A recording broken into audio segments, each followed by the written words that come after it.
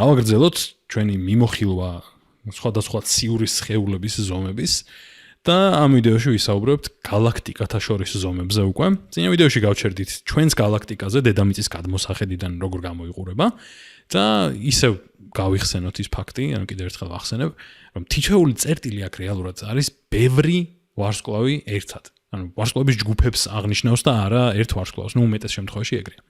და წინა ვიდეოში რაც ვისაუბრეთ, იყო ჩვენს გალაქტიკაზე და ჩვენი მზის სისტემის უახლოეს ადგილობრივ სამეზობლოზე, თქვით რა ზომებზეა საუბარი. აი ეს რომ სინამდვილეში მზე კი არ არის, ან მზე და პლანეტების ორბიტები კი არ არის აღნიშნული, ანუ არც კი უნდა ჩანდეს ეგ და სინამდვილეში რომ ორტის ნისლეული კი ნაღმ თქვი, ორტის სარტყელი ალბათ გახსოვთ.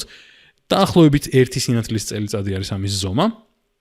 ანუ უბრალოდ გახსენებთ, რომ კარგად შევადაროთ ამ ვიდეოში რაღაცებს და ვოიაჟერის სისწრაფით თუ იმოძრავე 80,000 წელი დაგჭირდება დაახლოებით, რომ მზიდან მოხვდე პროქსიმა კენტავრიში.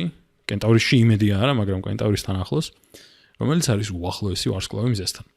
ახლა, მოდი გავაგრძელოთ, ესე იგი, გალაქტიკათაშორის სივრცეზე საუბარი უკვე. აი ეს არის ირმის ნახტომი, ჩვენი გალაქტიკა.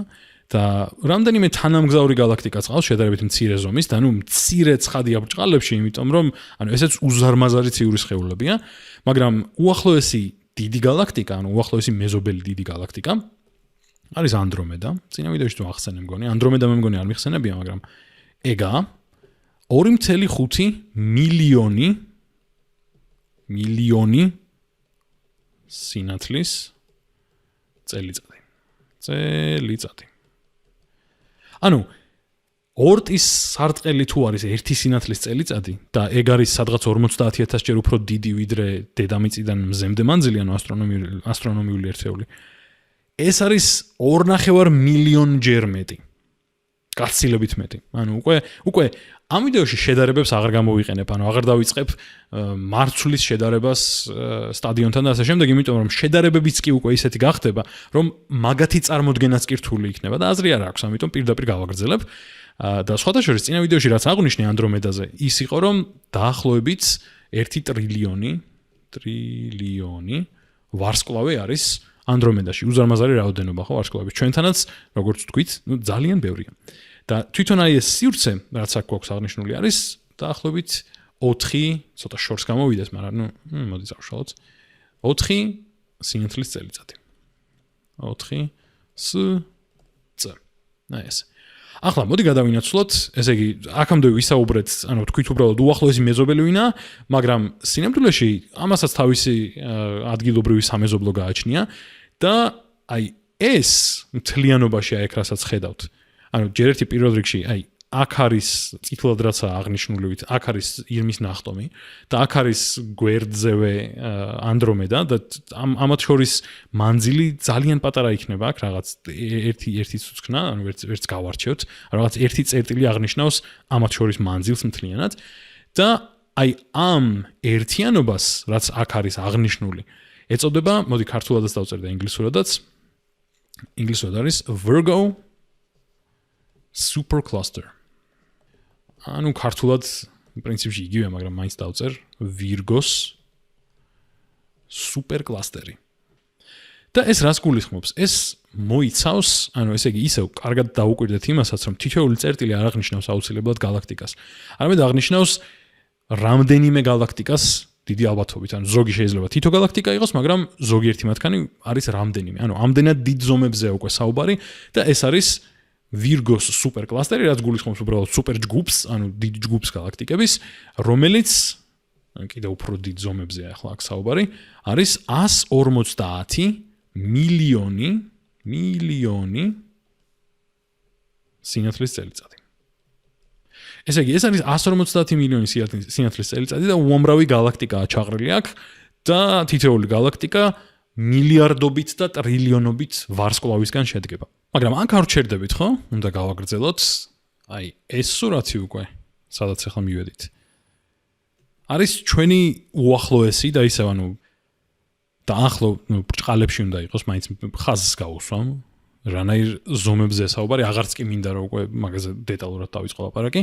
ესე იგი, ჩვენთვის უახლოესი სუპერ კლასტერები ან სუპერ ჯგუფები გალაქტიკების არის ასეთ სივრცეში თავმოყრილი, სადაც დაახლოებით ეს მანძილი არის ზემოთ რაც აღნიშნეთ 150 მილიონი სინათლის წელიწადი და პრინციპში ოდნავ უფრო მეტი უნდა გავაკეთო, იმიტომ რომ 100 მილიონი სინათლის წელიწადი არის ეს, ხო? და თუ ამის მიხედვით შევაფასებთ, დაახლოებით აქედან აქამდე იქნება მილიარდი სინათლის წელიწადი. ესე იგი, ისევ ხაზი მინდა გავუსვა, რომ აქ რომ რაღაც წერტილებს ხედავთ, ეს კი არ არის ვარსკვლავები, ან თითოეული წერტილი, ან კი არ არის ვარსკვლავთა ჯგუფები, ან კი არ არის გალაქტიკები, ეს არის თითო წერტილი არის გალაქტიკების ჯგუფები, ანუ მაგდენად დიდ ზომებზე უკვე საუბარი. მაგრამ როგორც თქვი, ისევ აქაც არ ვჩერდებით, იმიტომ რომ ალბათ გახსოვთ, ვახსენეთ, რომ 1 მილიარდი სინათლის წელიწადი არ არის ხილული სამყაროს დიამეტრი, ხო? და ბოლო სურათი, ასე ვთქვათ, სადაც რაზეც ვისაუბრებთ, იქნება ხილული სამყარო და აქ უკვე ამ სურათზე ჩვენი მარჯვენა სურათი რაც გამოვიყენეთ იქნება რაღაც პატარა წერტილივით ასე და წერტილივით არა მაგრამ ესეთ პატარა ხაზივით ხო 1 მილიარდი წერი აქვს დაახლოებით ასე ესე იგი ეს უზარმაზარი ნაკრები ბევრი სუპერ ჯგუფის სუპერ კლასტერის გალაქტიკების არის რაღაცა მცირე ზომის ამ ძალიან სურათზე და ეს არის როგორც ვამბობთ ისევ მნიშვნელოვანი არის გვახსოვდეს რომ ეს არის ხილული სამყარო. რას ნიშნავს ხილული სამყარო? მოდი მაგაზე დავფიქრდეთ. მაგალითად რომ წარმოვიდგინოთ და სხვათა შორის ისე აქ ეს ხაზი რომ გავაკეთე შეიძლება დამაბნეველია ეს ხო სფერული სივრცეა რეალურად რასაც გულისხმობდი ან უბრალოდ დიამეტრივითა ვეღი აქ შეგვეძლო ესე დაგვეხატა მაგალითად რომ დაახლოებით ამ ხელა გამოჩნდება ეს ნაკრები სუპერკლასტერების ძალიან ამ სურათში. ეხლა წარმოვიდგინოთ რომ თქვათ რაღაც წერტილიდან რომელიც დაშორებული არის ჩვენგან 13 მილიარდი მილიარდს ასე წერენ, არ ვიცი. სინათლის წელიწადით წინადადება როგორ დავიწყე აღარ მახსოვს, მაგრამ დაუშვათ რომ მაგდენად შორ სხეულს ვაკვირდებით. სინამდვილეში რაც ხდება, არის რომ ჩვენ ვაკვირდებით 13 მილიარდი წლის წინ როგორი იყო ეგ ციური სხეული, იმიტომ რომ 13 მილიარდი სინათლის წლით დაშორებული თუა, ეგ გულისხმობს, რომ 13 მილიარდი წელი დასჭირდა სინათლეს, რომ ჩვენამდე მოსულიყო. ანუ 13 მილიარდი სინათლის, კი არა, 13 მილიარდი წლის წინ გამოასხივა სინათლე. და მე 13 მილიარდი წელი ჩვენ ველოდეთ, თვითონ და შემდეგ მოვიდა და ახლა ვიცით 13 მილიარდი წლის წინ როგორი იყო. მაგრამ ერთი საინტერესო რაღაც რაც უნდა გავითვალისწინოთ აქ და რაც მთლიანად თავდაყირა აყენებს ყველაფერს, არის რომ სამყარო ფართოვდება. რაც ნიშნავს იმას, რომ არის რაღაც წერტილები, რაც საიდანაც სინათლემ უკვე ჩვენამდე მოაღწია, არის რაღაც წერტილები, საიდანაც სინათლე კი არის გამოსხივებული უკვე და მოდის ჩვენამდე, მაგრამ რადგან რომ არ ფართოვდებოდა სამყარო უკვე მოვიდოდა, მაგრამ სამყარო რადგან ფართოვდება, თვითონ ის გარემო ფართოვდება, რაშიც ვრცელდება სინათლე. და შესაბამისად ხელს უშლის მოაღწიოს დროზე, ან სხვაგანად ვთქვათ, უფრო გვიან აღწევს ჩვენამდე, იმიტომ რომ უფრო მეტი და მეტი გზა აქვს გასავლელი, იმიტომ რომ ფართოვდება სამყარო. და არსებობს რაღაც წერტილები ჩვენი ხილული სამყაროს გარეთ, რომელიც საერთოდ არც მოაღწევს ჩვენამდე, იმიტომ რომ უფრო სწრაფად ფართოვდება სივრცე ჩვენ შორის, ვიდრე სინათლე კვეთს ამ სივრცეს. ამიტომ არის რომ რაღაც რადიუსი გვაქვს, რომელიც გარეთაც ვერ ვიყურებით. და არა მარტო ეგ, 13 მილიარდი სინათლის წლის წინ, კი არა, 13 მილიარდი წლის წინ გამოსხივებული სინათლე რომ ვამბობთ, ეგეც ამ მანძილიდან კი არ გამოსხივდა. იმიტომ რომ თუ ამ მანძილიდან გამოსხივდა, მაშინ უფრო მეტი დრო დასჭირდებოდა რომ მოსულიყო ვიდრე 13 მილიარდი წელი. იმიტომ რომ უკვე 13 მილიარდი სინათლის წლით თუ იყო დაშორებული, მაშინ სივრცე გაიზრდებოდა ჩვენ შორის სანამ გამოივლიდა სინათლე მაგ 13 მილიარდ წელს, 13 მილიარდ სინათლის წელს. სინამდვილეში კონკრეტულად ეს რადიუსი რომ ავიღოთ, რამდენიმე ათეული თუ არ ვცდები, შევამოწმებ მაგას რომ არ შემეშალოს და ზუსტი სიდიდე ვთქვა, 36 მილიონი სინათლის წლით იყო დაშორებული ეს წერტილი, რომელმაც გამოასხივა, გავითვალისწინეთ რომ ეს არის 13 მილიარდი. 36 მილიონი არის ამ ზომასთან შედარებით გაცილებით ნაკლები, ხო? სადღაც აქვე არის. მაგდენად ბრჭყალებში ახლოს იყო, როცა გამოასხივა სინათლე, რეალურად მუდმივად ასხივებდა, მაგრამ რა სინათლესაც ჩვენ ვაკვირდებით, ეგ სინათლე გამოსხივდა 13 მილიარდი წლის წინ, როცა ეგ წერტილი, რასაც ვაკვირდებით, იყო ჩვენგან 36 მილიონი სინათლის წლით დაშორებული, მაგრამ სანამ სინათლემ გაიარა ეგ 36 მილიონი წელი, სინათლის წელი, მანამდე სივრცეც ფართოვდებოდა და ამიტომ ჯამური ეფექტი გამოვიდა, რომ ნელ-ნელა სანამ ეს მოდიოდა თან ფართოვდებოდა, ამიტომ მეტი და მეტი უნდა გაევლო და 13 მილიარდი წელი დასჭირდა იმისთვის, რომ საერთო ჯამში დაეფარა ეს მუდმივად ზრდადი მანძილი და მოეღწია ჩვენამდე. და ამავდროულად სანამ ეგ ხდებოდა, ის წერტილი, რომელმაც გამოასხივა სინათლე, ასევე გშორდებოდა, ხო? ანუ სინამდვილეში ის წერტილი ახლა აქ კი არ არის. გაცილებით შორსაა სადღაც. რეალურად სადღაც 45 მილიარდი სინათლის წლით დაშორებული უნდა იყოს. ამიტომ არის რომ ვამბობთ, რომ სამყაროს ზომა, რაც დაკვირვებადი რაც არის, ანუ დაკვირვებადი სამყაროს ზომა, არის, ეს ცალი მხარეა, ხო? დიამეტრს თუ განიხილავ, სადღაც 90-93 მილიარდი სინათლის წელიწადი.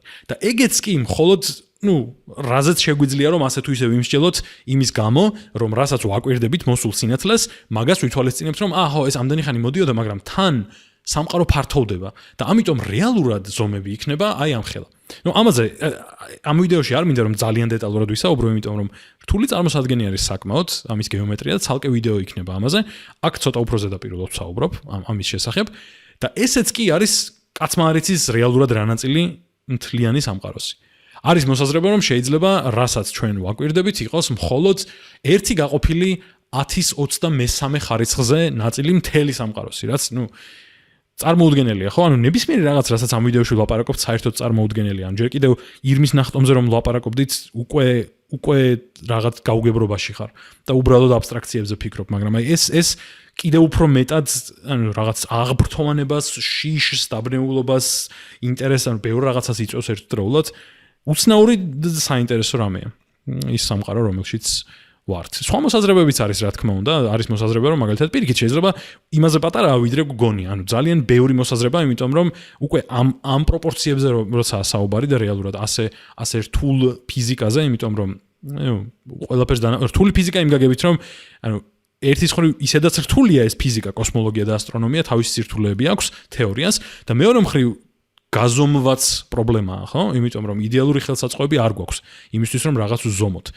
მაგალითისთვის, ანუ ისე კარგად რომ წარმოვიდგინოთ, აი პირიქით რომ შევხედოთ, თქვათ, ვიღაც გვაკვირდება ჩვენ შორიდან, ხო? ანუ მინდა რომ ზუსტად რასაც ვხედავთ, მაგაზეც ვიფიქროთ. ანუ როცა ვამბობთ, რომ 13 მილიარდი წლის წინ გამოსხივდა სინათლე, ეგ იმას ნიშნავს, რომ რეალურად წარსულს ვუყურებთ. ანუ ვუყურებთ სამყარო ახალგაზრდა რომ იყო შედარებით, მაშინ როგორ გამოიყურებოდა ის რაღაცები, რის სინათლესაც ახლა ვხედავთ ძალიან შორიდან. ანუ რაც უფრო შორს იყურები, მით უფრო წარსულში იყურები სინამდვილეში. ანუ ვიღაცამ ძალიან შორიდან რაღაც საოცარი ტელესკოპით დედამიწას რომ დაუწყოს ყურება, დედამიწას დაინახავს, გააჩნია რამდენად შორიდან უყურებს. შეიძლება არც არაფერი იყოს დედამიწის ადგილას, იმიტომ რომ ჯერ არ იყო დედამიწა. მაგრამ დაინახავს დედამიწას ძალიან ძველ მდგომარეობაში. თქვათ თუ რაღაცა ადგილას ხარ სამყაროში, სადაც იმ სინათლეს ხედავ, რომელიც დედამიწამ გამოასხივა, თქვათ რაღაცა 2-3 მილიარდი წლის წინ, მაშინ დაინახავ დედამიწას, სადაც არაფერი არ არის განვითარებული, არანაირი სიცოცხლე თითქმის, მარტო რაღაც მიკროსკოპული რაღაცებია, რასაც, რა ვიცი, ეგეთი მაგარი ტელესკოპი გაქვს, რომ მაგას დაინახავ, არ ვიცი. და ანუ იმის თქმა მინდა ამით და ძალიან გავწელეს მაგალითი, რომ უბრალოდ 13 მილიარდი წელი დასჭირდა, რომ მოვიდეს და აი ახლა ვხედავთ იმ რაღაცა ადგილს კი არ არის. 13 მილიარდი წელი დასჭირდა რომ სინათლეს მოვიდეს და ახლა ვხედავთ 13 მილიარდი წლის წინ რა იყო, რამაც ეგ გამოასხივა. ანუ რაც უფრო შორს იყურები, მით უფრო ძველ რაღაცას ხედავ, მით უფრო დიდ, ანუ მით უფრო წარსულში იყურები სინამდვილეში.